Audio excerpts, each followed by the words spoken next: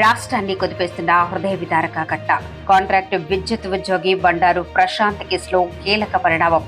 CM Chandrababu Naidu, deputy CM Pawan Kalyan, మంత్రి లోకేష్లను నేరుగా ఉద్దేశిస్తూ సమాన పనికి సమాన వేతనం ఇవ్వాలని చివరి విజ్ఞప్తి చేసిన ప్రశాంత్ ఆఫీసులో కాకుండా బయటకు వెళ్లి ఆత్మహత్యాయత్నం చేసిన ఈ ఘటన రాష్ట్ర వ్యాప్తంగా సంచలనం సృష్టిస్తోంది. కుటుంబ పరిస్థితి దయనీయమని కన్నీటి పర్యంతమైన ప్రశాంత్ తన చావుతోనైనా తోటి ఉద్యోగులకు న్యాయం జరగాలని కోరాడు. వీడియోలో ద్రవం తాగిన తర్వాత తొలుత కొత్తపేట గవర్నమెంట్ హాస్పిటల్కు తరలించిన అధికారులు ప్రస్తుతం పరిస్థితి విషమంగా ఉండటంతో మెరుగైన చికిత్స కోసం ప్రైవేటు హాస్పిటల్కు షిఫ్ట్ చేసినట్లు సమాచారం.